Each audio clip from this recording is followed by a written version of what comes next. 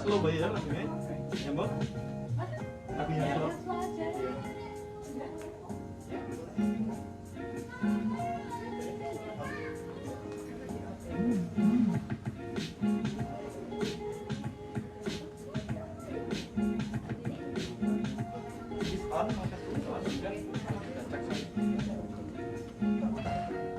Tadi cuma cek sound Pak, Sekarang sudah?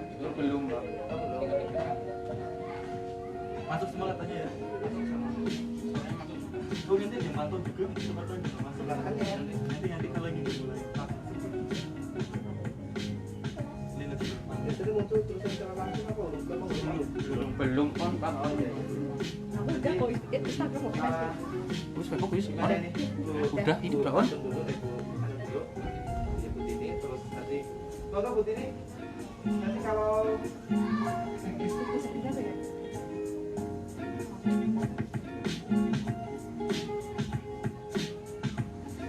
ada semua orang sekarang sudah bikin online ya.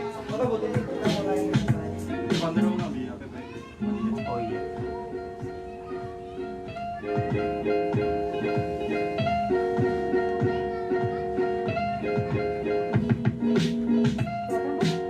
kamu mulai tuh. Sudah? Sudah live? Sudah? IG-nya udah?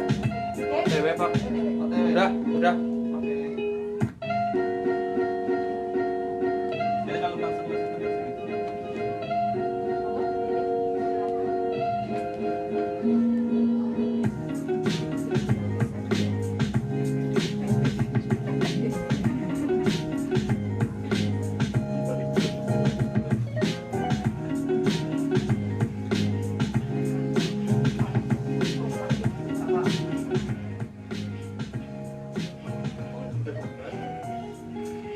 IG apa ya? Iya. Ini IG apa? Iya. Berarti cabut. kalian Delay Pak. Ini dulu ya. Maksudnya delay Pak. Ayo itu sinyal. Makanya jadi Mik. Anu channel sama bermasalah gini gitu. Udah. coba cerita. Coba Pak. Hah? Coba lagi Pak. IG. Tadi enggak ada loh. Kayak gitu nggak berani.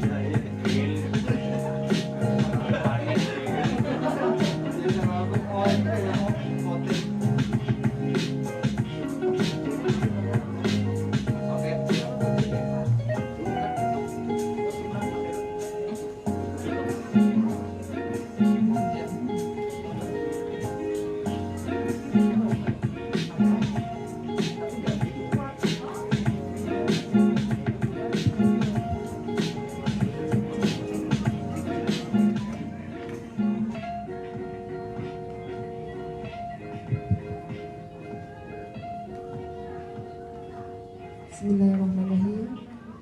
Assalamualaikum warahmatullahi wabarakatuh. Alhamdulillah wa syukurillah wa la hawla wa la quwata illa billah. Asyhadu an la ilaha illallah wa la syarika lah wa asyhadu anna Muhammadan abduhu wa rasuluhu wa nabiyya ba'da.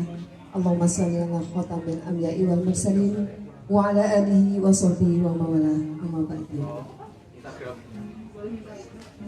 Yang terhormat Kepala Madrasah Ibtidaiyah Muhammadiyah Pati Raja, yang kami hormati Ketua Komite Madrasah Ibtidaiyah Muhammadiyah Pati Raja, yang kami hormati Ibu narasumber, Ibu Bunda Mira Safar, yang kami hormati pula para Ustadz Ustadzah dan para peserta atau wali murid MIM Pati Raja yang sedang offline di sini maupun yang online. Mudah-mudahan semuanya dalam keadaan sehat walafiat dalam lindungan Allah Subhanahu wa taala.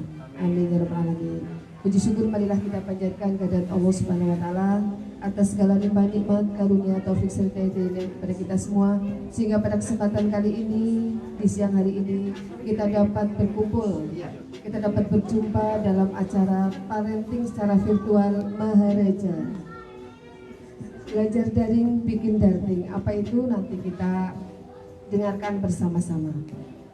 Sebagai acara pertama, marilah acara parenting virtual Maharaja kita buka bersama dengan membaca lafal basmalah bersama. Bismillahirrahmanirrahim. Semoga Allah Subhanahu wa taala senantiasa meridhai kita semua. Amin ya rabbal alamin. Acara yang kedua, penampilan Cakrawala Andrian 3 Brilian yang akan membacakan hafalan surat Al-Zalzalah. Kami persilahkan kepada Ananda.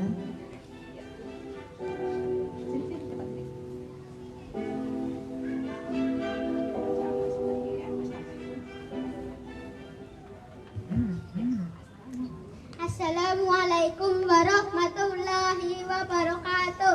Waalaikumsalam warahmatullahi wabarakatuh.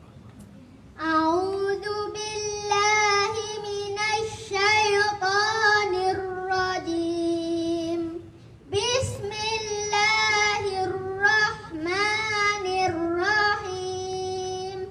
Idza zulzilatil ardu zilzalaha wa akhrajatil ardu asqalaha wa qalal insanu ma laha yauma idzin tuhaddithu akhbaraha bi anna rabbaka awhalaha yauma idzi yasdurun nasu ashtatan liyurau a'malahum faman ya'mal misqala dzarratin sarran yarah wa man ya'mal misqala dzarratin sarran yarah. Assalamualaikum warahmatullahi wabarakatuh.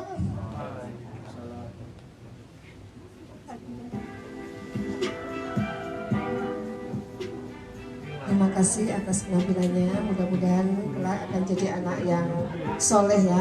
Amin ya rabbal alamin. Acara selanjutnya sambutan pertama oleh Komite BIM Patikraja yang akan disampaikan oleh Bapak Sobirin Slamet SPD MSI. Kepada beliau dipersilahkan.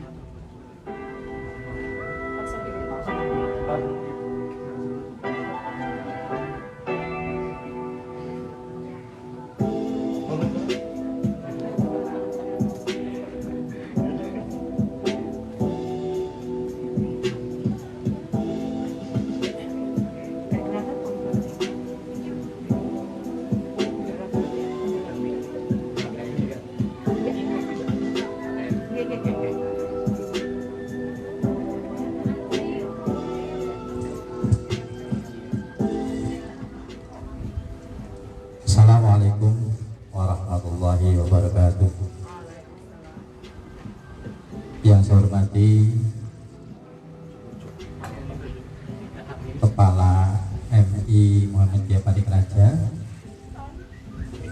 yang saya hormati narasumber dan acara parenting Maharaja, belajar daring bikin darting. Yang saya hormati staf atau segenap dewan guru madrasah dan karyawan-karyawati MI Muhammadiyah Patikraja. Dan mungkin ada undangan Pak, jika yang saya hormati, yang tidak dapat kami sebutkan satu persatu. Alhamdulillah pada kesempatan siang hari ini kita bisa diberikan kesehatan serta kesempatan, taufik dan hidayah dari Allah SWT, sehingga acara pada kesempatan ini dapat kita laksanakan sesuai dengan agenda dari MI Muhammadiyah Pati Raja.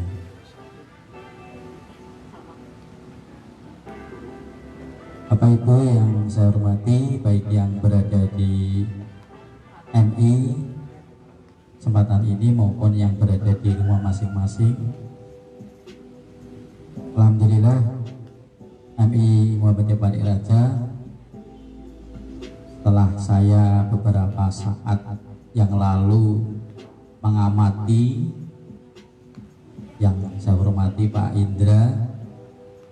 Pak Indra kebetulan dulu pernah menjadi mahasiswa saya, dan anak-anakku sekalian ini yang sekarang sudah menjadi pendidik yang saya banggakan. Saya lihat MI merupakan salah satu madrasah yang punya potensi untuk menjadi madrasah yang lari tercepat dan terdepan, insya Allah. Ya, jadi saya mungkin diberi sampur ini di Pak Indra untuk mewakili orang tua, karena anak saya percayakan sekolah di sini. Mudah-mudahan juga memberikan kontribusi untuk meningkatkan madrasah yang kita cintai. Bapak Ibu sekalian, para orang tua wali siswa MI Muhammadiyah Pati Raja, perkenankan saya mengenalkan diri dulu. Saya adalah orang tua wali dari anak kelas 1 ya, 1 FAN ya, MI Muhammadiyah Pati Raja tahun pelajaran 2020-2021. Nama mungkin ada yang belum kenal ya. Pak Indra udah kenal ya Pak ya? Ya, nama Sobirin Slamet ya.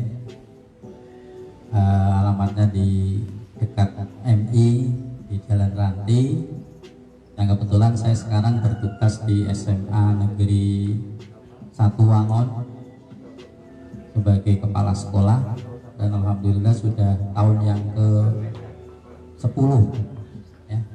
Karena saya sejak tahun 2011 sudah diamanati sebagai kepala SMA Negeri 1 Batu Raden, kemudian SMA Negeri 1 Warawalo, SMA Negeri 1 Patik Raja, dan sekarang di SMA Negeri 1 Wangon. Mungkin penunjukan saya tidak tahu alasannya Pak Indra ya.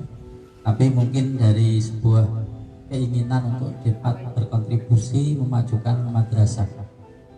Dan saya katakan, Pak, saya siap, tapi harus diberi masukan juga ya. Walaupun saya sudah menjadi pendidik sekitar 25 tahun ya, waktu yang cukup lama ini, dan sekarang guru-gurunya banyak alumni Patik Raja ya, ini Pak Kiki Padil, Pak Ramadan ya, dan yang ustadzah saya tidak paham ini pakai masker, mungkin juga ada yang murid saya juga. Dan saya menjadi tutor UT juga sudah lama, tahun 2006 saya sudah menjadi tutor UT, dan mahasiswanya sudah banyak yang berhasil menjadi pendidik dan ustadzah. Saya insya Allah bersama teman-teman semua, para orang tua wali, siap untuk bersama-sama memajukan madrasah ini, karena memang saya lahir dari seorang pendidik ya. Bapak almarhum saya juga telah mendidik kami dengan cara guru yang bijaksana untuk memajukan anak-anaknya, dan insya Allah ketika kita bisa mendukung madrasah ini dengan baik ya, dengan segala upaya, baik itu energi, waktu, maupun juga sumbangan atau secara material, insya Allah semua akan berjalan dengan baik dan akan mudah mencapai tujuan. Karena memang sekolah itu bisa maju ya atas dukungan orang tua. Walaupun dari pemerintah ada, tanpa orang tua tidak ada apa-apanya. Baik sekolah swasta, negeri, itu sama saja.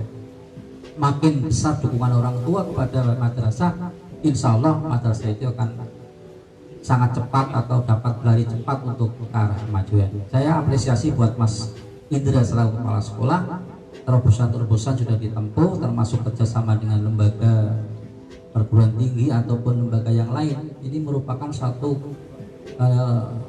terobosan yang sangat-sangat bagus, strategis. Ya, kebetulan saya juga menjadi kepala sekolah itu awalnya dari prestasi. Ya, dari prestasi terus diseleksi, alhamdulillah. Dan saya juga selalu mengumandangkan atau membuat anak-anak Bapak Ibu guru untuk berprestasi. Saya mohon untuk ustadzah-ustadzah juga kalau bisa, kalau ada lomba tingkat kabupaten, provinsi, Jawa Tengah maupun nasional, untuk ikut saja. Ya, karena prestasi guru juga akan mencerminkan prestasi-prestasi anak-anaknya. Di belakang prestasi anaknya mesti ada prestasi guru atau ustadzah. Itu prinsip saya. Jadi semuanya bisa berkontribusi untuk ini, untuk kemajuan madrasah, dan saya yakin Mas Indra mampu. Dan tentunya studi banding juga perlu, dukungan dana juga perlu. Insya Allah kami ya mendukung sekali, dan mudah-mudahan teman-teman orang tua wali, para siswa juga bisa mendukung untuk kemajuan ini. Demikian sambutan dari saya selaku yang dipercayai. Ya, kalau mengatakan komite kelihatannya mandan belum patut lah ya. Yang dipercayai, diamanati mewakili teman-teman. Saya mohon maaf apabila ada kesalahan dalam tutur kata ini. Wabillahi taufik wal hidayah wal inayah. Assalamualaikum warahmatullahi wabarakatuh.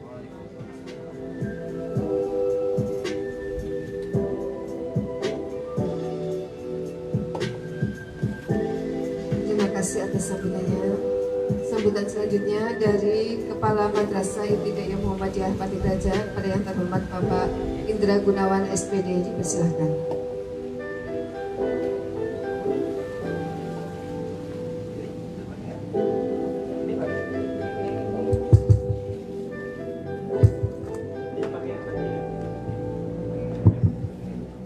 Bismillahirrahmanirrahim. Assalamualaikum warahmatullahi wabarakatuh. Waalaikumsalam warahmatullahi Ya, alhamdulillah, syukurillah, wala haula wala quwata illa billah. Bapak Ibu semuanya, ayah bunda semuanya yang masih, saya yakin ada yang di rumah sambil istirahat siang ya, menemani istirahat siang ayah bunda semuanya. Alhamdulillah hari ini Allah masih berkenan memberikan kita banyak sekali kenikmatan. Jangan pernah lupa untuk kita bersyukur, karena kenikmatan yang Allah beri itu tidak pernah bisa kita hitung. Bahkan jika air lautan itu dijadikan tinta untuk menghitung rahmat yang Allah berikan kepada kita, niscaya tidak akan cukup. Salawat dan salam semoga tetap tersurah pada junjungan kita Nabi Muhammad SAW. Ayah bunda semuanya, kesempatan pada siang hari ini, mari kita belajar kembali. Kita belajar untuk menjadi orang tua. Kita belajar untuk menjadi madrasah bagi anak-anak kita, karena kondisi pandemi ini menyadarkan kita tentang kewajiban kita mendidik anak-anak. Selama ini kita sudah lupa dan menyerahkan sepenuhnya pendidikan anak kepada sekolah. Padahal pendidikan anak itu adalah kewajiban orang tua, dan itu akan melekat sampai kapanpun. Sedangkan sekolah bersifat membantu menggugurkan kewajiban ayah bunda semuanya untuk mendidik anak-anak. Baik, ayah bunda semuanya, saya tidak akan bicara panjang lebar. Kita ikuti acara parenting kita pada siang hari ini. Daring bikin darting. Saya yakin pasti ayah bunda yang sudah mengkonsumsi amlodipin ini mungkin miligramnya ditambah ya. Nah, biar miligramnya tidak ditambah, dosis amlodipinnya tidak ditambah, mari kita ikuti sesi parenting kita pada siang hari ini. Saya apresiasi semuanya kepada ibu-ibu komite yang sudah berjuang menyiapkan ini semuanya. Ini sudah sangat luar biasa. Nah, terakhir saya ucapkan terima kasih pada Bapak Sobirin Slamet yang sudah mewakili wali murid dalam sambutan pertama tadi, dan kemudian kepada Bunda Mira Safar yang sudah berkenan hari ini untuk membagikan ilmu kepada kita semuanya. Akhirnya dari saya, billahi taufik wal hidayah. Assalamualaikum warahmatullahi wabarakatuh.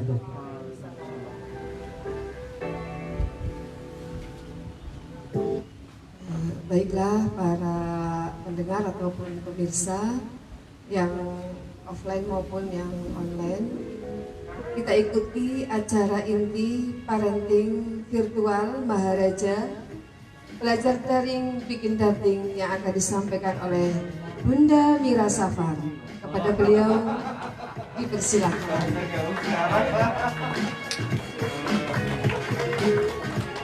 Assalamualaikum Bunda. Aku orang dari Gigalan. Waalaikumsalam. Sehat selalu Bunda. Alhamdulillah sehat Bu. Ya. Silakan langsung saja. Oke, bismillahirrahmanirrahim. Assalamualaikum warahmatullahi wabarakatuh. Rabbi shrah li sadri wa yassir li amri wahlul 'uqdatam min lisani yafqahu qawli. Baik, alhamdulillahirabbil alamin. Siang hari ini bahagia sekali bisa silaturahim dengan Bapak Ibu di MI Maharaja. Ini unik sekali konsep acaranya karena ini kreatif ya, jadi kreatif gitu. Jadi parenting yang biasanya kan kalau saya dan misalnya sekolah-sekolah lain tuh Zoom gitu ya, pakainya Zoom atau pakainya Google Meet gitu ya. Nah ini ada modelnya talk show gitu, jadi ada orang tua juga yang datang ke sekolah dalam jumlah terbatas dan yang lain insya Allah bisa mengikuti dari rumah. Saya mungkin untuk kenalkan diri dulu, nama saya Mira Safar, tadi sudah dikenalkan. Hari ini saya ingin berbagi mengenai bagaimana sih sebetulnya jadi orang tua yang tetap bahagia walaupun kita nih tentunya direpotkan ya dengan berbagai aktivitas pembelajaran di rumah gitu. Ketika dapat topik ini saya agak bingung dulu, daring bikin darting, apa nih darting tuh apa gitu. Ini istilah apa, jadi saya cari-cari gitu ya, mungkinkah ini istilah pendidikan baru atau ternyata setelah saya pikirkan gitu agak-agak lambat sih berpikirnya. Oh ternyata darting itu darah tinggi maksudnya gitu. Terus saya punya anak remaja, saya tanya gitu, darting itu apa? Darah tinggi Bun. Oh. Jadi mungkin saya mulai dari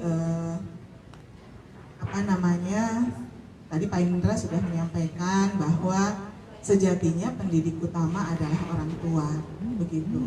Jadi kita sebagai muslim tentunya sudah sangat hafal sekali bahwa pendidikan itu adalah berasal dari rumah ya. Jadi madrasah pertama itu adalah rumah, begitu.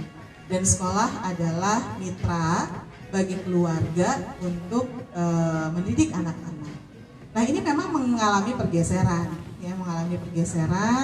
sehingga ini secara umum memang orang tua ayem begitu ketika menyekolahkan anak-anak dan sudah one stop service di sekolah. Seperti di MI Maharaja saya perhatikan luar biasa ya, dari depan sekolah penataannya, kemudian saya dengar cerita program-programnya, itu kan memang sudah one stop service gitu.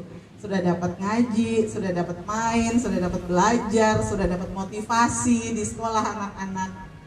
Saya bisa membaca itu dari nama kelas ya, ada excellent gitu kan. Itu sudah sebetulnya secara tidak langsung itu memotivasi anak-anak. Nah, ketika COVID ini kemudian masuk ke Indonesia, memang ini menjadi kita semua shock gitu. Banyak sekali pola kehidupan yang berubah, termasuk diantaranya anak-anak belajar, bersekolah, kemudian guru yang tadinya guru di sekolah, ini orang tua yang harus jadi guru di rumah gitu. Sekitar bulan Maret, itu sekitar tanggal 12, saya masih di daerah Jakarta ya waktu itu saya udah punya feeling gitu, karena Jakarta sudah mulai rame, ini sekolah mau ditutup gitu, di Jakarta udah mulai rame seperti itu. Nah ternyata ketika pulang tanggal 15 Maret, di Banyumas ditutup sekolah gitu. Pada saat itu saya berpikir ini bakalan lama ini gitu, karena ini adalah pandemi. Nah sehingga memang beberapa minggu kemudian yang hilir mudik berita di media sosial, ini orang tua yang kaget, bahkan banyak meme ya, banyak gambar yang ada tulisannya bagaimana kerepotan orang tua dalam mendidik anak gitu ya. Bahkan belakangan ada video viral itu yang anak diajari oleh orang tua dan orang tuanya marah-marah gitu, sampai orang tuanya anaknya tuh dipukul gitu ya. Insya Allah di sini enggak. Itu di media sosial ya Bu ya. Nah kemudian juga ada sebuah berita juga gitu, gambar anak kecil lucu, terus ada orang tanya, lebih enak diajarin mama atau lebih enak diajarin bu guru gitu. Terus anaknya jawab lebih enak diajarin bu guru gitu, karena mama galak gitu ya. Nah jadi kenapa sih kok banyak berita-berita semacam itu begitu? Mungkin memang karena bisa dipahami ketika pembelajaran ini anak-anak dari rumah, tentunya banyak waktu orang tua tersita untuk kemudian berperan sebagai mentor, sebagai guru, sebagai fasilitator anak-anak belajar gitu. Nah, yang memang perlu kita lakukan pertama kali adalah kalau saya sih simple ya. Kalau saya simple, saya juga punya anak 2 orang. Kemudian karena mungkin kami terbiasa ada program belajar di rumah, jadi tidak terlalu terasa ketika anak-anak harus belajar dari rumah begitu. Tapi banyak orang tua yang kaget gitu ya. Nah, kalau saya sih ingin berbagi tips mungkin agar nanti kita bisa ada tanya jawabnya nggak Bu ini? Ada ya Bu ya. Jadi nanti kita based on pengalaman ibu-ibu deh gitu ya. Saya pengantar aja gitu. Yang pertama adalah kita harus kembali ke tentunya ajaran Islam ya, bahwa ibu terutama ayah itu adalah guru pertama bagi anak-anak, bahwa rumah adalah madrasah pertama bagi anak-anak, sehingga kita dengan kesadaran itu tidak ketika mengalami kejenuhan, ketika mengalami kesulitan, insya Allah kita akan kembali ke konsep tersebut gitu. Nah jadi kalau saya mau kasih analogi nih Bapak Ibu, Ayah Bunda, sekolah itu baru kenal anak kita itu ketika anak kita mendaftar ke sekolah tersebut, katakanlah SD atau MI. Kalau MI anak-anak rata-rata daftar 6 tahun atau 7 tahun usianya gitu ya. Kemudian selama dari bayi sampai dengan usia 6 tahun atau 7 tahun itu siapa yang ngajar anak-anak? Tentunya kita sebagai ibunya. Siapa yang pertama kali mengajarkan misalnya tentang nilai-nilai kebaikan? Pasti kita sebagai orang tuanya gitu ya. Misalnya begini, anak mau masuk ke rumah eyangnya, anak masih kecil nih usia 2-3 tahun. Biasanya kita kalau mau masuk ke rumah eyangnya, anak akan kita ajarkan, Dek, baca ucapkan salam dulu Dek. Itu pertama diajarkan oleh kita, bukan oleh sekolah gitu. Atau misalnya berhitung, pertama kali yang mengajarkan berhitung siapa? Pasti orang tua. Dek, nih mama punya punya biskuit gitu ya. Ayo kita hitung dulu, 1, 2, 3, 4, 5. Bahkan kemampuan kognitif seperti itu yang pertama kali mengajarkan adalah orang tua gitu.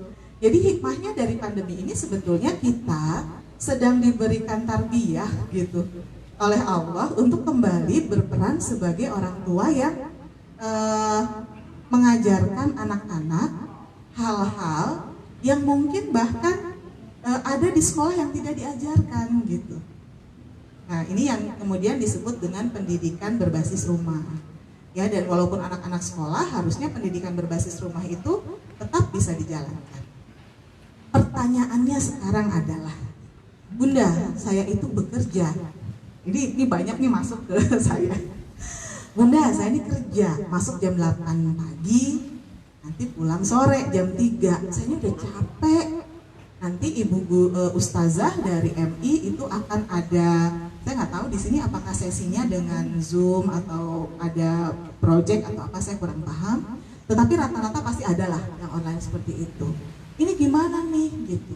Ini menambah kerepotan saya saya udah capek nggak bisa istirahat, tapi saya harus bantu mengerjakan tugas anak-anak, begitu. Sebetulnya kalau pengalaman saya di sekolah dengan guru-guru dan orang tua adalah lebih kepada kita komunikasi yang baik, gitu. Jadi antara sekolah dengan orang tua kita mengukur, gitu.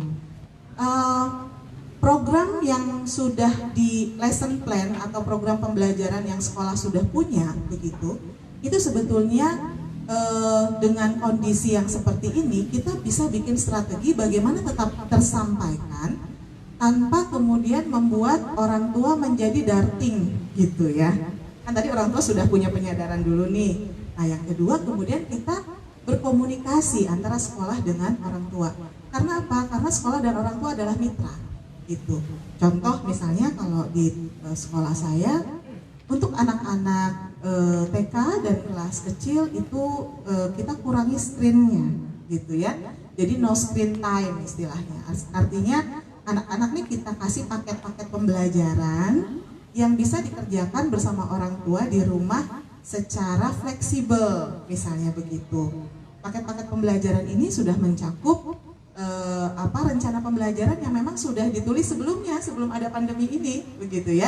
Nah, nanti interaksinya adalah orang tua dengan guru ini ketika melaporkan, atau anak misalnya ketika melaporkan ada janji-janji tertentu yang dibuat bersama, misalnya seperti itu. Atau untuk anak-anak kelas atas, misalnya kelas 4, kelas 5, begitu, ada need assessment misalnya. Jadi antara guru dengan orang tua, sebetulnya orang tua paling fleksibel untuk bisa anaknya ngikutin ini kapan sih, gitu. Nah jadi memang dicari jalan tengah karena memang kita dalam kondisi yang ini sulit sebetulnya untuk semua. Untuk orang tua sulit, tetapi untuk guru itu pun sulit. Mungkin di sini Bapak Ibu guru, Ustadz Ustazah gitu ya, dan mungkin Bapak Sobirin juga walaupun SMA pasti adalah obstacle, kesulitan yang dihadapi oleh guru-guru ketika harus belajar online gitu, karena sangat tidak sama dengan offline. Nah jadi memang strategi sebetulnya komunikasi yang baik, kemudian kita kreatif bikin cara apa. Saya yakin kalau di MI Muhammadiyah Patik Raja ini guru-gurunya kreatif gitu, sehingga pasti pembelajaran sudah dikemas sedemikian rupa.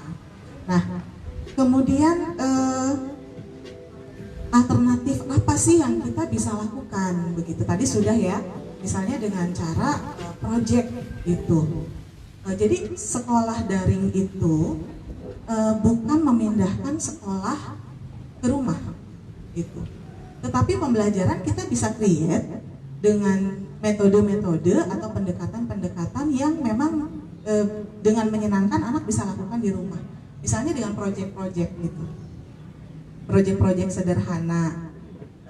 Misalnya anak sedang mengenal indera pengecap misalnya ya, sedang belajar tentang itu IPA-nya. Nah kalau di sekolah kan ada teorinya begitu ya, diajarkan ini ada lidah, ini apa segala macam, lidah bagian depan itu manis dan seterusnya gitu. Nah kalau di rumah itu kita bisa create pembelajaran kreatif dengan project gitu. Misalnya anak-anak mengenali berbagai rasa, kemudian mengenali indera pengecap itu dengan misalnya bahan-bahan yang ada di rumah gitu. Misalnya di rumah ada gula, ada saus, ada apa, sehingga belajar itu menjadi menyenangkan. Nanti dipandu oleh guru. Nah ini loh sebetulnya dengan belajar indera pengecap tujuannya apa yang akan diharapkan dikuasai oleh anak gitu. Jadi artinya ada cara-cara yang bisa kita lakukan.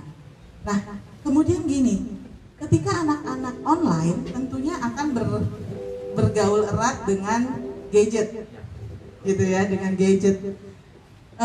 Padahal gadget itu kan kita tahu sendiri, anak-anak jadi main game, anak-anak jadi tiktokan gitu ya. Maaf nih lagi rame banget soal TikTok ini. Kemudian anak-anak jadi terdistract atau teralihkan perhatiannya. Gimana sih caranya agar anak-anak kita ini memakai gadget untuk belajar tetapi tidak teralihkan perhatiannya? Kalau yang saya lakukan dengan anak-anak murid saya itu adalah saya memberitahukan begini, teman-teman, gadget itu adalah alat, gitu. Jadi gadget itu adalah alat, ya kan? Gadget itu alat. Kemudian saya biasanya menganalogikan dengan gunting. Gunting itu adalah alat. Gunting kita perlukan ketika kita akan melakukan apa? Misalnya menggunting kertas pun, gitu ya. Oke, gunting untuk menggunting kertas. Kemudian kalau gadget kita gunakan untuk apa? Misalnya untuk telepon bun, untuk WA bun, untuk nonton YouTube, misalnya gitu dan seterusnya. Baik. Kalau kita nggak perlu ngegunting kertas, kita bawa-bawa nggak itu guntingnya? Nggak bun. Terus di mana guntingnya? Disimpan. Oke. Berarti kalau misalnya gadget juga atau HP juga ini adalah alat, kalau kita nggak perlu HP, di mana HP-nya kita harus taruh? Disimpan bun. Baik, kalau gitu kita sekarang akan memakai HP itu untuk 1, belajar. 2, kalau perlu komunikasi dengan orang boleh WA. 3, kalau misalnya mau lihat bahan pembelajaran, misalnya kita bisa buka YouTube. Kalau kita tidak gunakan untuk itu, di mana kita letakkan HP kita? Taruh pun di lemari. Dan itu berhasil. Gitu. Jadi alih-alih kita marah-marah dengan anak, udah kan belajarnya udah selesai nih. Sekarang main game tuh kan HP-nya dipegang terusnya gitu ya. Itu ibu-ibu gitu ya Bu ya. Jadi kita memberikan pengertian-pengertian kepada anak, karena anak-anak kita itu cerdas. Anak-anak kita itu kalau dikasih pengertian, diajakin ngobrol yang enak gitu ya, mereka akan menerima dan akhirnya oh iya ya, ternyata HP itu alat sama kayak gunting gitu. Jadi itu salah satu trik yang saya bisa sampaikan ya, dan alhamdulillah sih anak-anak sudah tahu gitu kapan pakai HP dan kapan yang tidak. Terus gini, terus nggak boleh main game dong Bun? Boleh, dengan catatan kita tentukan waktunya. Jadi kita janjian main game berapa lama, main gamenya apa gitu ya, jangan sampai game-game yang tidak sesuai untuk anak-anak. Nah, tapi Bun gini Bun, saya udah coba nih semua, tapi nggak ada masalah terus, saya akhirnya jadi emosi gitu. Emosi gitu ya, jadi darting gitu. Apa nih yang harus kita lakukan? Nah, tentunya kita sebagai ibu, kemudian ayah dengan berbagai kesibukannya, dengan ada masalah mungkin di pekerjaan, dengan waktu yang harus dibagi-bagi, ini mudah sekali terstimulasi untuk emosi ketika perilaku anak tidak sesuai yang kita harapkan. Nah, apa yang harus kita lakukan? Salah satunya adalah kita selalu mengajak anak untuk bicara. Istilahnya bicara dengan anak, bukan bicara kepada anak. Ada bedanya ya Bu ya Pak ya. Bicara kepada anak tuh gini, misalnya nih anak saya gitu, terus saya bilang, adek besok pelajarannya itu online itu IPA. Yang harus disiapkan adalah akan ada percobaan nih. Yang harus disiapkan adalah ini. Itu bicara kepada anak. Adek nggak boleh main HP lama-lama, nanti matanya sakit. Nanti kamu kecanduan HP, bahaya itu. Itu bicara kepada anak. Tapi bicara dengan anak adalah melibatkan anak dalam komunikasi yang kita awali gitu. Jadi bicara dengan anak itu gini, adek udah tahu belum jadwal besok belajar online? Tahu mah, misalnya besok IPA. Oke, besok udah tahu nggak mau ngapain? Kemarin sih Ustadz bilang mau belajar tentang peredaran darah, gitu. Mau percobaan. Jadi aku disuruh nyiapin botol aqua bekas gitu kan, terus sedotan, terus air, pewarna makanan. Adek udah pernah tahu tentang peredaran darah? Gitu. Enggak sih, aku belum tahu. Nah itu untuk apa? Kalau belum tahu terus kenapa disiapin gitu? Yuk kita cari tahu sama mama. Jadi ada istilahnya adalah proses dialektika, dialog antara orang tua dengan anak gitu. Dan biasanya anak-anak yang memang sudah terbiasa bicara dengan orang tua itu lebih mudah dalam tanda kutip ya dikendalikan gitu. Ketika ada hal-hal yang dia nggak suka, itu dengan mudah dia bisa diberikan pengertian. Itu yang pertama, bicara dengan anak. Yang kedua, agar kita terhindar dari emosi marah-marah kepada anak, yang kedua adalah selalu membuat kesepakatan dengan anak gitu. Jadi dalam melakukan apapun bikin kesepakatan dulu gitu ya. Misalnya kapan anak boleh bermain, kapan anak boleh menggunakan HP untuk game, berapa lama, harus clear, harus jelas waktunya. Sebentar aja ya, sebentar itu berapa menit, berapa menitnya itu harus kita sepakati. 20 menit, 30 menit. Kalau tidak menepati perjanjian ini, apa yang akan menjadi konsekuensi gitu. Jadi kita sudah tidak bicara hadiah dan hukuman gitu, tapi kita bicaranya reward dan konsekuensi gitu. Nah, jadi selalu ada kesepakatan dengan anak. Pengalaman saya, anak-anak saya sekarang usia 15 tahun dan 14 tahun. Ketika kita membuat pola seperti itu, bahkan sebelum kita menegur, mereka udah tahu kalau mereka salah. Bun, aku kelamaan 5 menit bun, gitu. Maaf ya bun ya. Jadi mereka akhirnya punya kesadaran sendiri, gitu. Nah, yang terakhir, bun, Bunda Mira nih kayaknya saya udah bikin perjanjian sama anak, saya udah bicara dengan anak, tapi saya tetap aja emosi. Ya namanya juga anak-anak, mereka itu cerdas, mereka itu punya berbagai macam cara untuk bisa bikin kita marah. Kalau Bapak Ibu punya anak yang seperti itu, berbahagialah gitu, karena mereka tuh cerdas gitu ya. Bisa dari sini, bisa ngebujuk kita tuh dari berbagai sisi gitu. Yang akhirnya kita jadinya emosi. Tapi kan biasanya gitu ya. Itu mereka anak-anak yang cerdas. Akhirnya kita emosi, apa yang harus kita lakukan? Bapak Ibu, ketika kita marah satu kali kepada anak, ya ini ada sebuah teori yang mengatakan kalau kita membentak anak satu kali maka ada sinaps sambungan antar otak yang putus satu, gitu.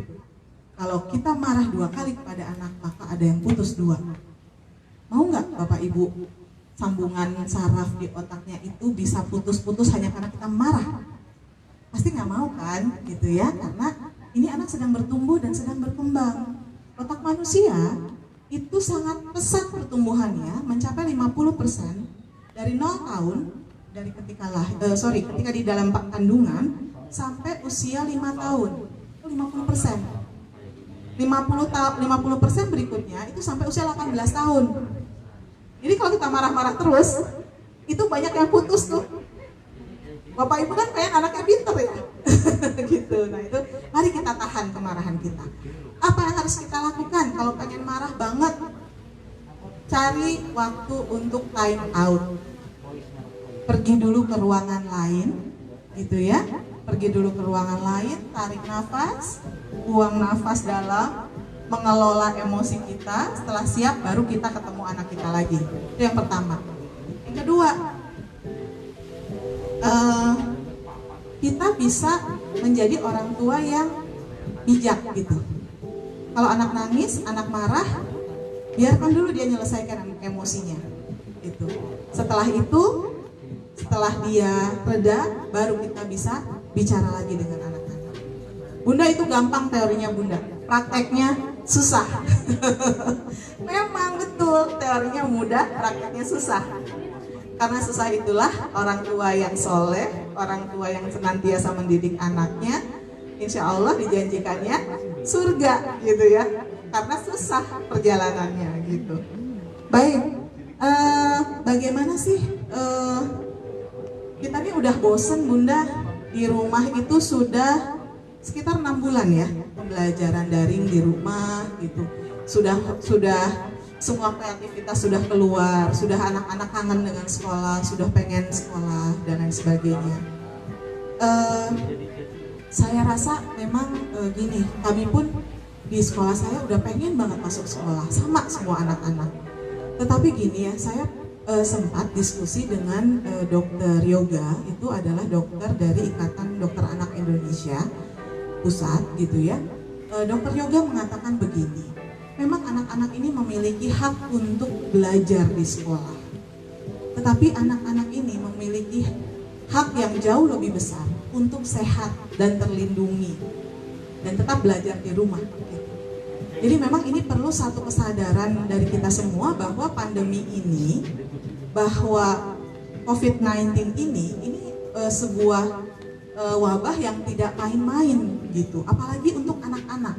Kemarin saya lihat data di beberapa daerah ya di Indonesia yang sudah buka sekolahnya, itu ada klaster baru, yaitu klaster sekolah gitu. Saya ada datanya dan termasuk Surabaya gitu. Surabaya itu kan masih daerah hitam, tapi ada sekolah yang dibuka. Ya sudah, Surabaya kemudian tingkat kasus COVID yang anak-anak ini meningkat gitu. Belum lagi di beberapa daerah yang lain itu cukup banyak dan anak-anak dan guru akhirnya gitu ya. Nah jadi memang ini perlu kesadaran kita semua bahwa memang ini qadarullah ya, hari ini memang kita masih harus belajar dari rumah. Anak-anak tetap bisa bersenang-senang di rumah, anak-anak bisa mendapatkan pengetahuan baru di rumah, berkreativitas di rumah gitu. Bahkan mungkin ini adalah kesempatan untuk membentuk bonding, kelekatan antara orang tua dengan anak gitu ya. Jadi mudah-mudahan ini menjadi hal yang pengeluh boleh gitu ya. Kemudian saya juga merasakan sebagai orang tua, anak di rumah terus juga kasihan gitu ya. Kemudian kelelahan kita pasti ada, tetapi insya Allah kalau kita mulai dengan kesadaran ini yang terbaik untuk anak-anak kita saat ini, untuk menjaga kesehatannya, untuk menjaga haknya untuk hidup secara sehat gitu ya.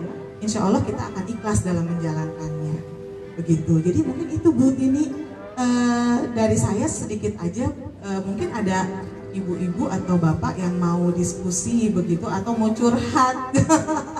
Terima kasih. Assalamualaikum warahmatullahi wabarakatuh. Waalaikumsalam warahmatullahi wabarakatuh. Ya, sudah terjawab pertanyaan-pertanyaannya sebagiannya tadi teori-teori dari Bunda Mira gitu ya. Yang pertama disampaikan oleh Bunda itu saya paling tersinggung karena saya itu orang yang kerja tapi harus menghadapi anak yang masih kecil yang ternyata harus dari gitu ya. Mau nggak mau harus kita lakukan gitu ya. Ya itu juga ibu-ibu di sini juga mungkin sama, ternyata merasakan selama ini mungkin maido istilahnya ke guru, gimana sih mendidik anak saya gini, ternyata sekarang merasakan didik anak di rumah ternyata lebih sulit. Itu satu anak, bagaimana kalau guru beberapa anak gitu ya, seperti itu ya. Kalau ibu-ibu yang di sana itu marah-marah Bu, kalau yang di MI sini mungkin ya sama ya, sama, nggak beda maksudnya, sama juga sering marahnya gitu ya. Ya karena mungkin menghadapi anak yang juga bosan, ibunya sendiri bosan, apalagi kalau pulang kerja sudah capek gitu ya. Memang benar Bu, tadi disampaikan Al-Umum Madrasatul Bait gitu ya. Ternyata yang banyak menghadapi mendidik anak itu seorang ibu. Pendidikan pertama dan utama itu ya ibu yang pertama menyampaikan. Karena itu di sini juga yang datang kebanyakan ibu-ibu. Yang mewakili juga ibu-ibu karena yang banyak yang banyak berhadapan dengan daring ternyata ibu-ibu ya. Karena itu mungkin ibu-ibu dari tadi dan dari kemarin-kemarin itu di grup sudah menyampaikan, saya menanyakan apa gitu tentang apa unek-unek. Ya silakan mungkin bunda-bunda mau pada menanyakan kepada Bunda Mira biar semuanya itu bisa lega gitu ya. Jadi yang merasakan daring itu semuanya, tidak hanya kita saja, tidak hanya satu orang gitu ya. Kalau saya itu bukan daring bikin cantik, tapi bikin darah rendah karena saya darahnya nggak tinggi. Ya silakan, ada yang bertanya? Ya, udah.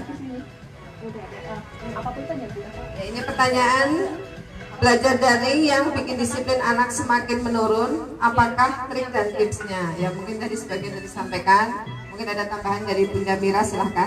Baik, terima kasih Ibu. Ya banyak orang tua memang mengeluhkan itu ya. Anak saya kok sekarang biasanya bangun subuh, kemudian sholat subuh, habis itu siap-siap ke sekolah. Sekarang habis sholat subuh tidur lagi, nanti bangunnya siang gitu ya. Belum lagi hidupnya jadi tidak teratur gitu kan. Main, kemudian misalnya biasanya belajar dan lain sebagainya.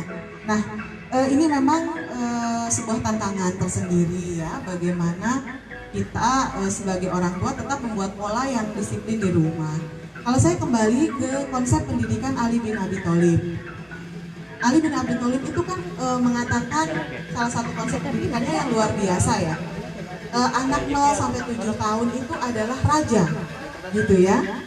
Adalah raja, di mana raja ini diberikan kasih sayang yang melimpah gitu ya Bu ya. Kita dengarkan, kita berikan kasih sayang, kita ajakin ngobrol dan sebagainya. 7 sampai 14 tahun itu adalah tawanan perang gitu ya. Maksudnya bukan anak kita ditawan gitu, bukan, tetapi diberikan aturan-aturan, diberikan pelajaran-pelajaran disiplin, diberikan dilibatkan dalam misalnya pekerjaan-pekerjaan di rumah begitu. Nah nanti baru setelah itu mereka masuk akil balik, mereka adalah sahabat gitu ya.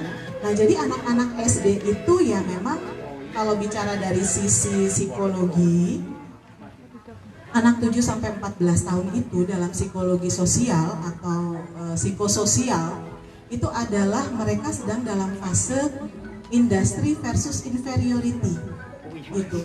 Jadi anak-anak industri itu anak-anak sebetulnya mereka ini pengennya menjadi anak-anak yang aktif, anak-anak yang banyak kegiatan, habis melakukan ini, begini gitu ya. Tapi karena terkelola, apalagi sekarang banyak sekali kemudian orang mengeluh anak-anak main HP terus begitu ya, balik lagi ke situ.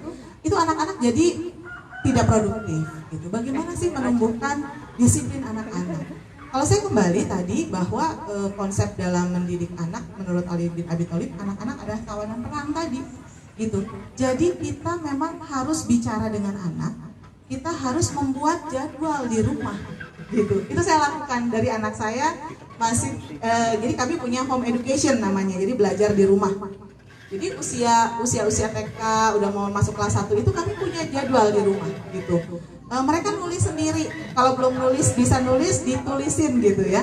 Bangun mau jam berapa gitu, adek mau bangun jam berapa, aku kan bangunnya kesiangan bun, aku harus sholat subuh sih gitu, kelas 1 loh ya. Tapi aku tuh bangunnya jam 6 gitu, aku mau deh bangunnya nanti jam setengah 6 gitu kan. Jadi memang harus membentuk kedisiplinan itu bukan kita yang kamu harus begini enggak. Tapi mulai dari tadi bicara dengan anak. Jadi oke, kamu belajar sholat subuhnya setengah 6 ya. Naik kelas, dek sholat subuhnya jam 5 ya dek ya. Kan sekarang sudah kelas 2 gitu ya. Nah sampai nanti kemudian naik kelas lagi, adan itu setengah 5 loh. Yuk kita bangun setengah 5 gitu. Jadi anak ini kemudian jadi merasa ini hal yang menyenangkan. Terus misalnya habis sholat subuh apa? Oke, kita biasanya kalau habis sholat subuh itu ada misalnya waktu itu anak-anak masih belajar baca Quran ya, masih Iqra gitu. Yuk kita ada belajar baca Quran, ditulis. Habis itu apa? Adek beresin tempat tidurnya, ditulis. Kemudian nanti mandi pagi, kemudian nyapu misalnya kebagiannya kecil aja, nyapu ruang tamu yang kecil gitu. Berilah mereka pekerjaan-pekerjaan yang seputar rumah yang mereka ini kemudian punya tanggung jawab gitu. Anak saya sekarang yang umur 14 tahun itu tanggung jawabnya adalah memelihara ayam dan bebek gitu. Jadi kalau pagi itu ngasih makan ayam, ngasih makan bebek gitu ya. Jadi walaupun di rumah sibuk, dia punya jadwal gitu. Kemudian dia istirahat, mau istirahat jam berapa, mau baca buku jam berapa. Sukanya misalnya anak kita menggambar, ada dalam jadwal harian mereka. Nanti malam misalnya kita punya jadwal nih sampai mandi sore, kemudian sholat maghrib, kemudian nanti habis maghrib biasanya murojaah gitu ya, sholat isya, makan malam, terus nanti boleh nonton TV, terus tidur. Itu ada jadwalnya. Ketika satu aktivitas dikerjakan, anak tersebut boleh kasih checklist gitu. Alhamdulillah, nanti di malam hari sebelum tidur biasanya ada muhasabah diri gitu. Jadi kita evaluasi bareng-bareng. Ini dilakukan nggak nih? Kenapa tadi kamu nggak menyiram tanaman misalnya?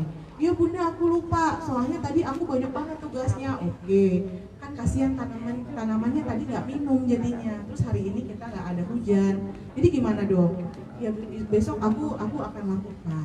Gitu. Jadi akhirnya itu akan terbentuk satu kesadaran diri dan mereka butuh untuk punya kehidupan yang teratur dengan jadwal tadi gitu. Nah ini saya lakukan dari anak-anak kecil sampai sekarang sudah remaja ya, sekarang udah 15 tahun gitu. Dan alhamdulillah akhirnya waktu-waktu mereka itu produktif gitu, bisa melakukan karya, kemudian bisa punya rencana untuk besok. Aku besok mau gini deh. Misalnya tadi anak saya yang melihara bebek dan ayam itu, ayamnya nggak mau ngeramin gitu. Dia cari cara dengan teknologi yang dia punya dengan YouTube, gimana itu bebek biar menetas. Akhirnya dia bilang, bunda aku mau bikin mesin penetas telur bebek gitu. Dengan kardus bekas, dengan lampu dan lain sebagainya dia bikin. Akhirnya produktif. Karena distimulasi oleh kita, waktu itu adalah berharga gitu ya. Selalu harus ada rentetan kegiatan yang mereka rencanakan gitu. Tapi jangan memaksa. Mulailah dari hal-hal yang mereka suka. Anak yang sukanya misalnya gambar, aktivitasnya arahkan di situ. Anak yang sukanya memasak, ayo libatkan memasak bersama kita di dapur. Anak yang sukanya misalnya foto-foto, ya udah kasih kesibukan ya untuk mendokumentasikan kegiatannya di rumah dan seterusnya. Akhirnya dia merasa, seneng ya aku ya di rumah. Jadi itu mungkin jawabannya. Semoga cukup membantu. Ya mudah-mudahan ibu-ibu semuanya sudah paham ya. Sebenarnya tadi juga Bunda Mira sudah menyampaikan jangan hanya dikasih punishment gitu ya atau hukuman, tapi reward dan konsekuensi gitu ya, intinya seperti itu.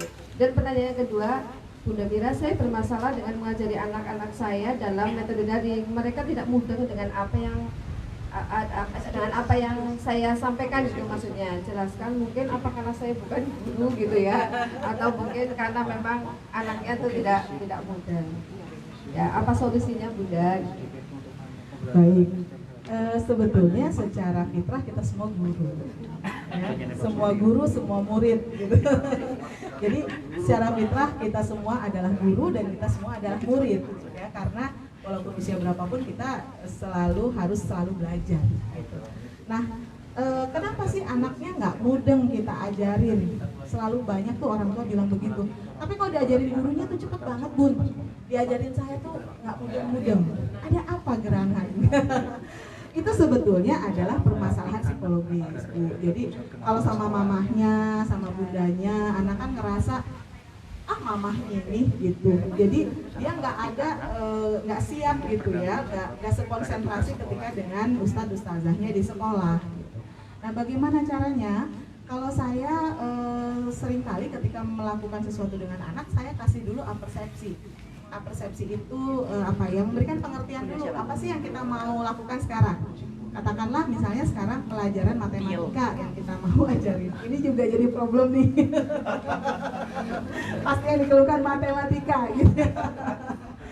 Nah, jadi memang kalau misalnya kita mau belajar matematika misalnya, pembagian misalnya gitu ya. Nah, maka saya akan cerita dulu ke anak-anak, nggak langsung soal pembagian 6 dibagi 2 sama dengan, nggak begitu.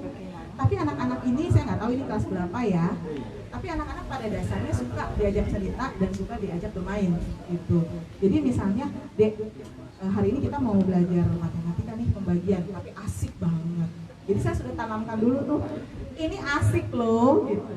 Jadi mulainya dari situ, jangan gini, Dek, kita mau belajar matematika. Ayo, yang serius. Nih mama nih mau ngajarin nih. Wah itu udah beda lagi ceritanya, anak udah duluan. Nah, jadi biasanya kalau saya tuh, kalau misalnya anak saya masih SD ya, katakanlah kelas 2, kelas 3 gitu ya, mau belajar matematika, pembagian, ini asik loh. Nanti kalau Ade bisa, nanti sama Bunda dikasih hadiah. Hadiahnya apa? Hadiahnya nanti deh gitu. Udah, saya bawa biskuit misalnya. Ade tahu nggak? Kalau misalnya Bunda punya 6 biskuit, Bunda bagi 2, Ade dapat berapa, Bunda dapat berapa? Ini real dulu gitu. Udah dia senang tuh, udah dia asik segala macam, barulah kita kasih dia soal gitu ya. Jadi sebetulnya bukan ibu tidak bisa mengajarkan, tapi mungkin celahnya ke anak itu yang belum ketemu gitu. Jadi kalau misalnya ibu bisa dengan cara yang menarik untuk anak-anak, insya Allah sih bisa biasanya anak-anak bahkan lebih senang. Nanti lama-lama dia sendiri yang ngajakin, Bunda, ayo kita belajar lagi yuk gitu. Itu ya Bu ya, kayaknya masih banyak pertanyaan soalnya. Iya, ini banyak sekali yang bertanya karena memang ibu-ibu itu bukannya jadi guru tapi biasanya kita ceramah Bun.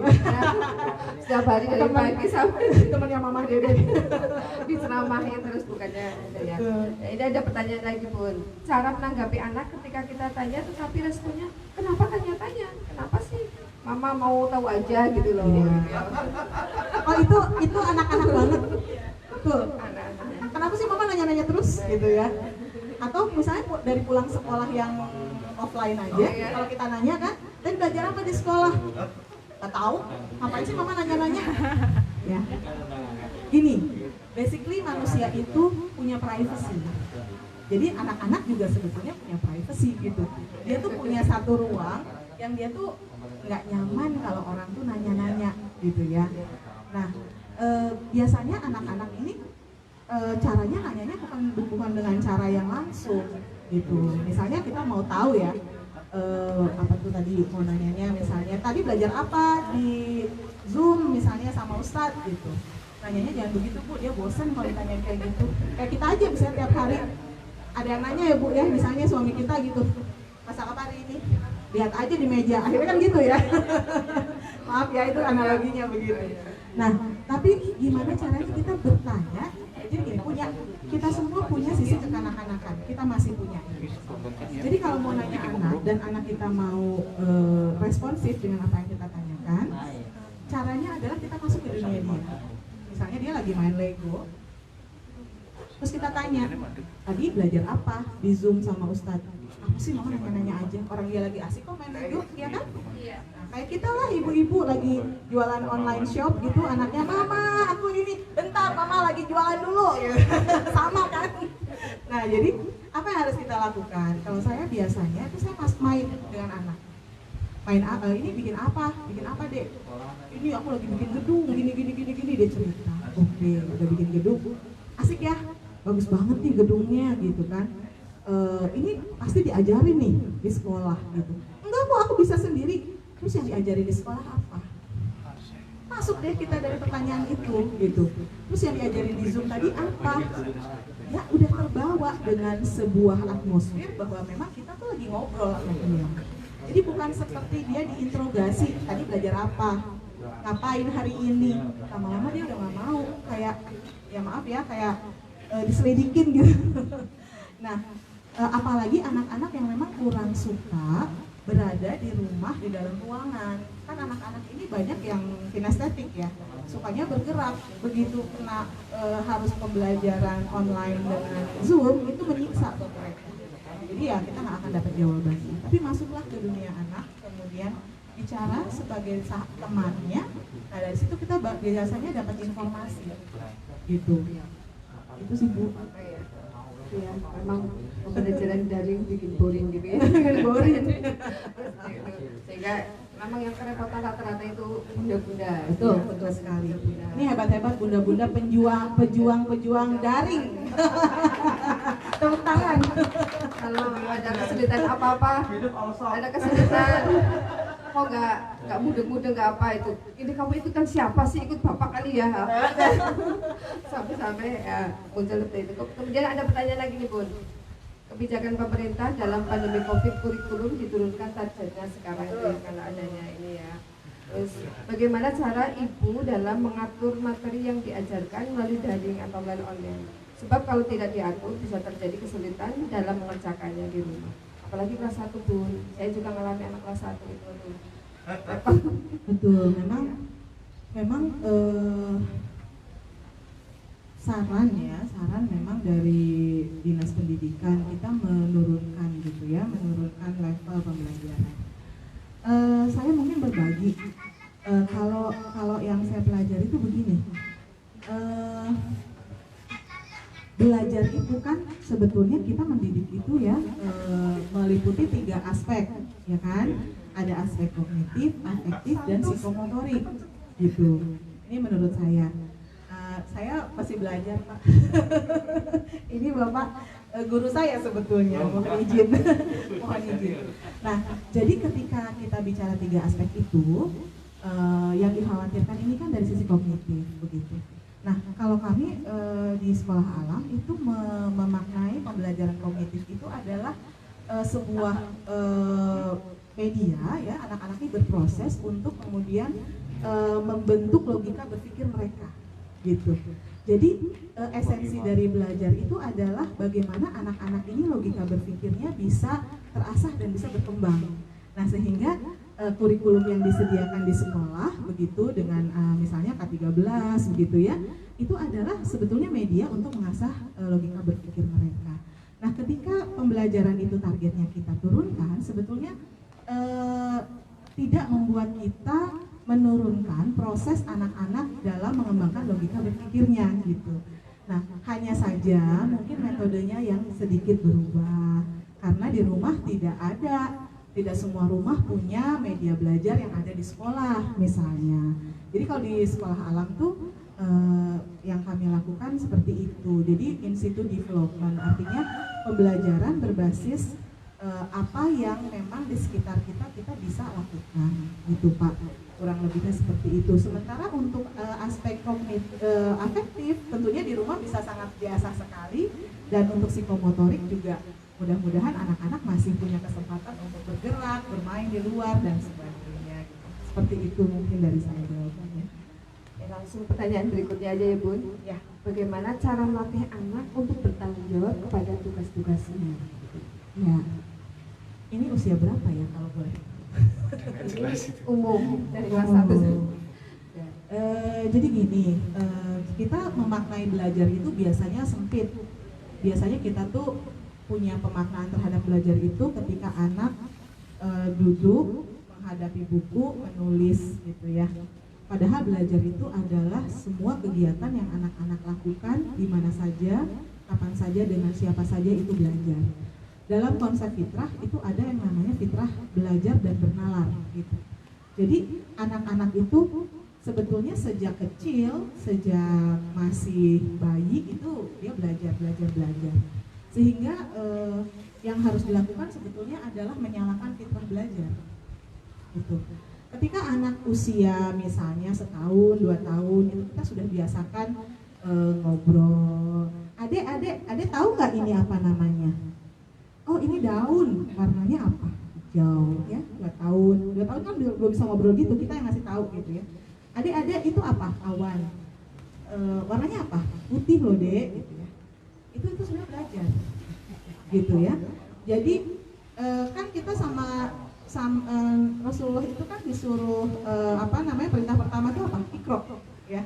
Nah, Iqra membaca gitu. Jadi membaca apapun, buku, lingkungan dan sebagainya. Sehingga ketika anak-anak yang terbiasa dari kecil, mudah-mudahan Bapak Ibu masih punya anak kecil-kecil gitu ya, itu sudah terbiasa dengan proses belajar yang seperti itu, mereka itu akan menjadi orang-orang yang fitrah belajarnya itu menyala gitu. Sehingga ketika masuk prasekolah, kesenangan belajar itu sudah terbentuk. Ketika masuk SD, mereka sudah punya satu kebutuhan untuk belajar. SMP, SMA itu udah yang dia tahu belajar untuk apa dan nanti dia mau menjadi apa gitu. Jadi tahapannya sebetulnya seperti itu. Nah, kalau sudah seperti itu, tugas-tugas apapun itu mereka dengan senang hati akan kerjakan tanpa mereka harus dikejar-kejar gitu. Tapi gimana nih Bun kalau belum seperti itu gitu? Kita masih anak-anak ya belajar itu ya memang masih harus disuruh dan sebagainya. Ayo kita ngobrol gitu. Kenapa sih ada tugas? Tugas itu bukan beban, tetapi tugas itu adalah media kita untuk mengasah kemampuan gitu. Tugas itu hal yang nanti akan membuat kita lebih baik lagi gitu, karena kita terasah di situ. Jadi kalau saya sih mungkin saya adalah guru yang lebih senang memberikan motivasi kepada anak sedikit demi sedikit gitu. Saya boleh berbagi mungkin sedikit. Anak-anak saya tidak pernah lagi saya temenin bikin PR, bikin tugas, persiapan ujian, UN dan lain sebagainya itu sejak usia kelas 4. Kelas 4 itu mereka sudah mandiri semua, sudah dikerjakan sendiri. Sekarang ketika di rumah saya cuma tanya, ada tugas apa dek? Ini bun, kamu udah selesaikan setengah lagi bun, apa masalah kamu? Ini bun masalah aku, oke. Kamu perlu dibantu enggak? Silahkan kerjakan sendiri. Jadi yang kita lakukan adalah menyalakan dulu fitrah belajarnya. Kalau dia udah senang, akhirnya dia punya satu kesadaran belajar itu kebutuhan, gitu ya. Bahkan ini ada satu cerita, ketika anak saya kelas 6, saya harus pergi ke Jepang. Ternyata UN dari pemerintah itu dimundurkan waktu itu. Nah, saya bilang sama anak saya, kamu UN, bunda nggak ada. Bunda mau batalin aja lah ke Jepang gitu. Terus anak saya bilang, gak usah bu, bunda berangkat. Bunda udah ngajarkan aku banyak, aku udah ready, aku ujian. Ujian itu kan cuma ujian sekolah, nanti kalau aku udah besar, aku ngalamin ujian hidup, dia bilang. Artinya apa? Tadi itu logika berpikirnya sudah terbentuk, gitu ya. Jadi mari kita mulai berubah mindset kita tentang memaknai belajar. Yang penting anak-anak ini mencintai belajar, nanti insya Allah jalan semua. Ya, Bunda Mira itu tidak hanya memberikan solusi berupa teori, tapi testimoni yang luar biasa. Sehingga itu memang ibu-ibu tidak hanya setiap harinya itu hanya memberikan nasihat saja tanpa memberikan, istilahnya kalau bahasa agamanya itu tidak hanya memberikan mau'idul hasanah, tapi harus disertai uswatul hasanah ya bun. Nah, sehingga nanti anak akan mudah ketika kita menasihati, karena kita memberikannya dengan uswatun hasanah. Kemudian yang pertanyaan berikutnya ini Bu, mungkin kaitannya dengan perilaku. Karena sebetulnya kalau perilaku anak sehari-hari atau bisa dikatakan karakter gitu, biasanya terbawa suasana di rumah juga, misalnya di rumah ataupun lingkungannya atau lingkungan keluarga yang lainnya. Ya pertanyaannya ini bagaimana cara mengatasi anak kelas 1 yang masih terbawa suasana di TK, ya istilahnya masih kekanak-kanakan, padahal tugas daring itu sudah harus dikerjakan, tapi ternyata perilakunya masih seperti anak TK. Silakan Bunda. Ya emang ini kasihan anak kelas 1 sekarang. Saya juga lihat anak kelas 1 di sekolah saya juga kasihan gitu. Mereka baru lulus TK, belum pernah ke sekolah, belum pernah tahu di SD kelas 1 seperti apa begitu. Tapi sudah beda gitu ya pola pembelajarannya. Jadi kita, kalau saya mungkin kembali ke tumbuh kembang anak gitu ya. Anak kelas 1 7 tahun, 6 tahun, apalagi yang 6 tahun itu masih di praoperasional gitu ya. Jadi itu tadi kita tetap berikan materi di kelas 1 gitu. Tetapi karena ini adalah kondisi istimewa, masih peralihan begitu, mungkin speednya, kecepatannya gitu yang kita agak-agak sesuaikan. Mungkin biasanya anak kelas 1 langsung bisa memahami beberapa hal dalam waktu tertentu. Nah sekarang karena mereka belum pernah ke sekolah dan merasa jadi anak kelas 1, masih jadi anak TK, kita perlambat dulu kecepatannya gitu. Dan tentunya kita memberikan pengertian, adik sekarang sudah kelas 1, bukan anak TK gitu. Nanti kalau udah boleh ke sekolah, adik pakai seragamnya udah beda, bukan yang kemarin gitu.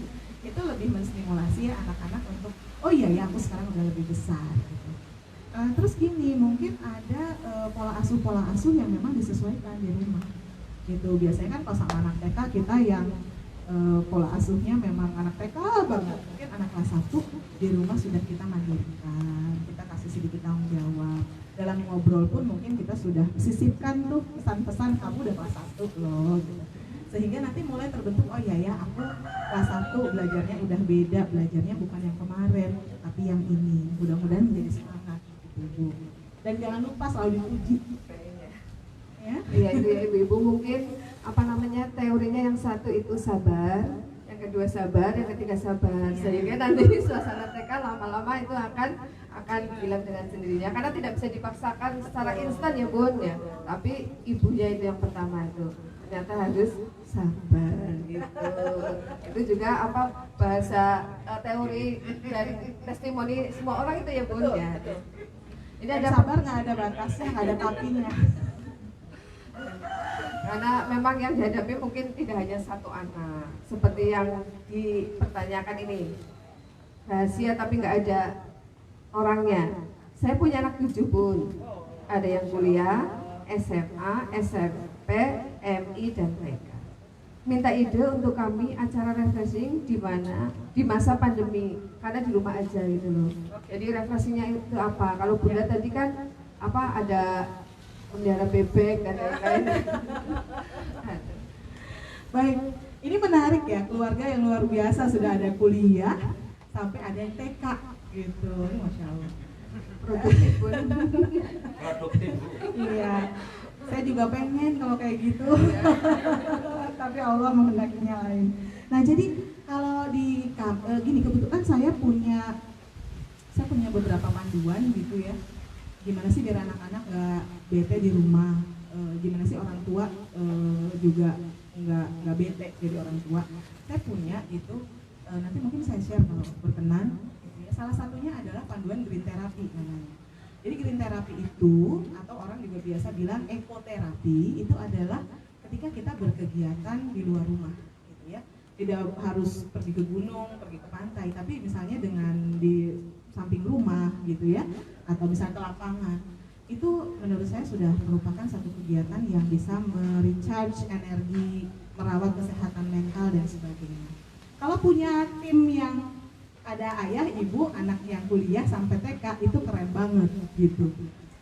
Misalnya kalau yang dilakukan di rumah saya atau di orang tua di sekolah kami itu, kami ada program misalnya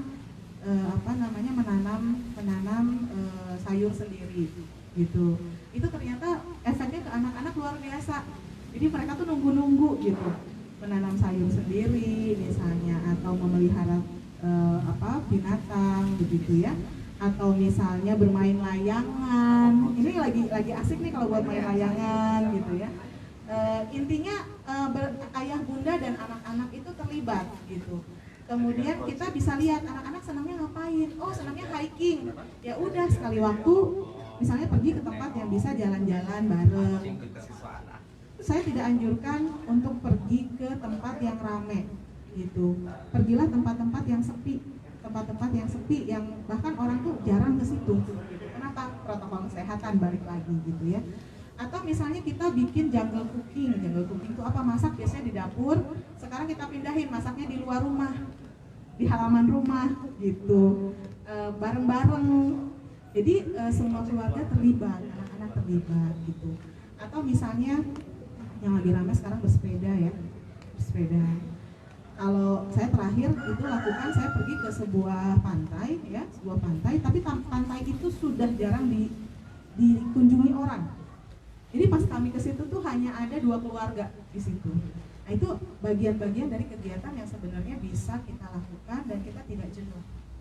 Itu akhirnya atau mungkin kalau Bun saya mau di rumah aja tapi mau ada kegiatan, bikin scrapbook, buku yang kita bikin sendiri gitu ya, kita hias sendiri, isinya foto-foto keluarga, itu bisa kita lakukan. Atau ibu-ibu yang suka ngejahit, misalnya kita bisa bikin selimut dari kain-kain perca. Banyak kegiatan sebetulnya yang kita bisa lakukan kalau mau di rumah aja. Atau sekarang ada istilah baru namanya staycation. Staycation itu liburan, tidak terlalu jauh dari rumah, masih dekat gitu ya, tapi orang merasa sudah refresh gitu. Nah itu juga bisa dilakukan. Misalnya jalan-jalan ke Limpakus gitu ya, ke Batu Raden. Cuma jalan doang, bawa bekal, makan, pulang gitu. Tapi hindari kerumunan. Itu menurut saya banyak hal yang kita bisa lakukan gitu. itu kembalinya kepada kreativitas orang tua gitu. Bikin sensasi-sensasi asik gitu ya. Masak tadinya nggak suka masak, tapi kalau masaknya di luar kelihatannya asik juga gitu. Seperti itu. Makanya kita bikin kreativitas kegiatan yang membuat anak jadi yang tadinya nggak bisa jadi bisa dan suka itu seperti itu, sehingga nanti anak-anak akan senang, orang tua juga akan ikut senang, dan nantinya kembali kepada tugas pun akan mengerjakan tugas dengan hati yang senang gitu. Ada pertanyaan lagi pun atau mungkin sampai jam berapa saya nggak tahu. bagaimana? Ya intinya sebetulnya semua dari kita itu adalah pendidik ya Bu, pendidik, karena dalam mahfudzat atau itu al-umul madrasatul bait, bahwasanya dari kita semuanya dari itu kita seorang ibu itu adalah madrasah ketika di rumah, pendidik utama dan pertama, dan tidak ada seorang pendidik pun yang akan mengajarkan pada keburukan. Hanya saja mungkin karena faktor kendala-kendala seperti sekarang kendalanya ada pandemi COVID sehingga harus daring, yang kalau orang yang darah tinggi bikin dating ya Bun, dan kalau orang yang darah rendah bikin boring kali ya. Nah itu bagaimana caranya biar kita bisa tetap sabar menikmati pembelajaran yang sekarang memang harus mau tidak mau harus kita jalani dengan sabar. Mudah-mudahan pertolongan Allah akan selalu kita dapatkan itu ya Bun. Mudah-mudahan apa yang disampaikan oleh Bunda Mira Safar bermanfaat bagi kita semuanya. Marilah kita tutup acara parenting dari secara virtual dari Maharaja ini dengan membaca lafal hamdalah bersama. Alhamdulillahirabbil alamin. Subhanakallahumma wa bihamdika asyhadu an la ilaha illa anta astaghfiruka wa atubu ilaik. Terima kasih Bunda Mira. Sampai ketemu lagi mudah-mudahan di lain waktu. Sebetulnya saya juga banyak sekali pertanyaan loh Bunda, karena saya banyak tersinggung tadi sama Bunda. Tidak merasa Ya tersinggung tapi jadi terbuka gitu Bunda.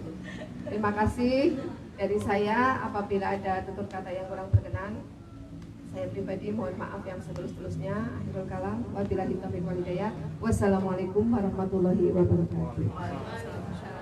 Diunjuk dulu, Bunda.